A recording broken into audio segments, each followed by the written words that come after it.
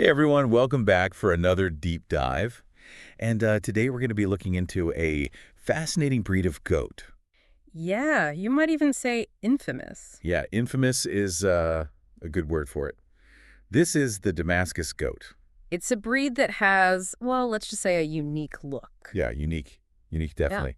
We'll be exploring an essay we found all about them called the Damascus goat, a unique and versatile breed.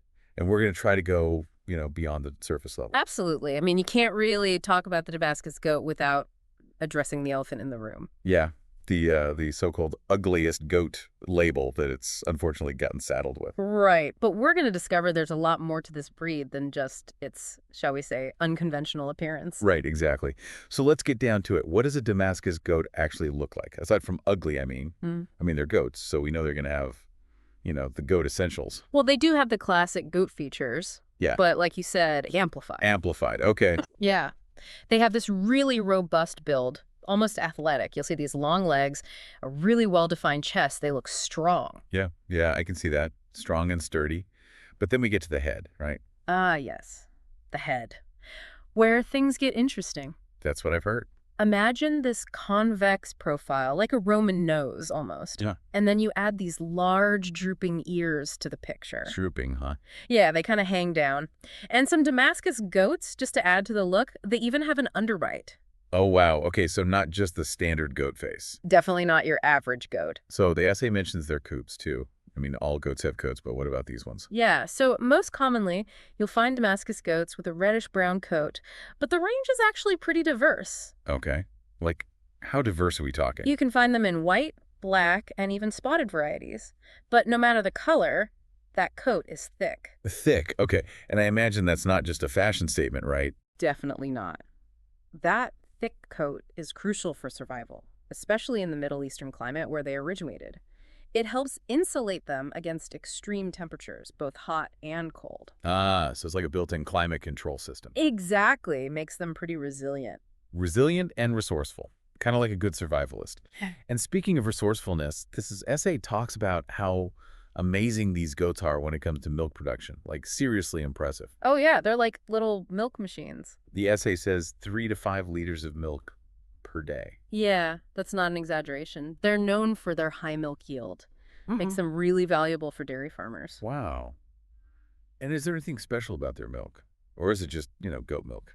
It's not just any goat milk. Damascus goat milk is famous for its rich and creamy texture, perfect for making all sorts of dairy products, especially cheese and yogurt. Oh, so this isn't your average grocery store goat cheese we're talking about here. No, not at all. This is the gourmet stuff. And that's a big reason why Damascus goats are so sought after, especially in the Middle East. So they're hardy, they produce a ton of this fancy milk. It sounds like a pretty good deal for farmers, right? Yeah, it's a win-win. High milk yield, adaptability, and a product that people really value, it all adds up to a pretty good investment. Talk about a good return on investment. Yeah. So we've got the milk part down, but they're also known for their meat, right? Absolutely. Damascus goat meat is considered a real delicacy in many parts of the Middle East. It's known for being tender and really flavorful. And people have been eating, I guess, enjoying Damascus goat meat for a long time, haven't they? Centuries, actually. It's deeply ingrained in Middle Eastern culinary traditions. Wow. So they're like the ultimate multitaskers of the livestock world. Yeah. Milk, meat, what can't they do? Okay, so let's move on to breeding. The essay mentioned these goats have some pretty impressive fertility rates. They really do. While most goat breeds typically have 1 or 2 kids per birth, Damascus goats often have twins or even triplets. Triplets, wow, that's a lot of baby goats. Yeah, it's pretty remarkable. Studies have shown that over 20% of Damascus goat births result in triplets. That's incredible. And I bet those strong maternal instincts help too, right? Definitely. They're fantastic mothers, very attentive and protective. Plus, with all that milk they produce, they can easily feed a large litter. So you're telling me they're basically super moms of the goat world. You could say that. And with those amazing genetics, you'd think they just stick to, well, breeding with their own kind, right? But the essay mentions they're becoming super popular for crossbreeding programs too, which I found interesting. Yeah, that's becoming more and more common. Breeders have realized that those Damascus goat genes can really improve other breeds. Okay, so like what kind of improvements are we talking about? Well, things like milk yield, growth rates, Even overall hardiness. Those are all traits that the Damascus goat can pass on to its offspring, even when crossed with other breeds. So it's like they're sharing the wealth, genetically speaking. Exactly. It's amazing to think about how a breed that, might have been dismissed for its looks is now being sought after specifically for its genes. It's a real underdog story. It really is, and it goes to show that true value goes way beyond just appearances. Yeah, definitely. Uh-huh. Okay, but it wasn't all about breeding and productivity, right? This essay also talks about how these goats are more than just, agricultural assets. They actually have a special cultural significance in the Middle East. Absolutely. Damascus goats have been intertwined with Middle Eastern culture for centuries. They're more than just livestock, they're symbols of wealth and status. Oh, wow. Like, how so? How did a goat become a status symbol? Well, for one, a goat that can produce lots of milk and meat is a valuable asset to any family or community, right? Yeah. Especially in a region where those resources are so important. Right, yeah, that makes sense. But there's also the historical and traditional aspect. Damascus goats have been part of the Middle Eastern landscape for so long that they've become ingrained in the region's identity. So it's a combination of practicality and cultural significance. Exactly. Fascinating. And, I can't help but imagine these goats being celebrated at local fairs and festivals. Oh, absolutely. They are. They have competitions and events all centered around Damascus goats.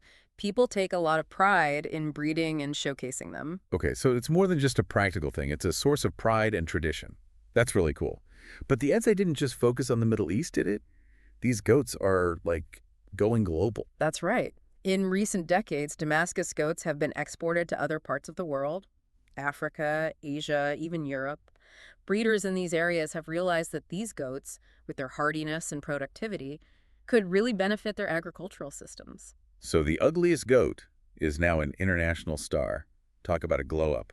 But seriously, that's an incredible journey for a breed that was, not always appreciated for its distinctive looks. It's a testament to the ingenuity and adaptability of this breed, and it shows you how important livestock are to cultures all around the world. Totally agree. Well, we've covered a lot of ground today, from milk production to meat, cultural significance, and now their expanding global presence. It's amazing to see how much there is to the Damascus goat. Right. It really challenges us to look beyond appearances and recognize the true value and diversity that exists in the animal world. Definitely. And it leaves us with something to ponder. With this increasing global demand for Damascus goats, how will breeding practices adapt to meet this demand? And will those adaptations impact the breed's unique characteristics in the future? It's definitely something to think about. Food for thought, for sure. All right, everyone. Thanks for joining us on this Damascus Goat deep dive. It's been a fascinating journey. And hopefully we've inspired you to appreciate the unique beauty of this often misunderstood breed. Until next time.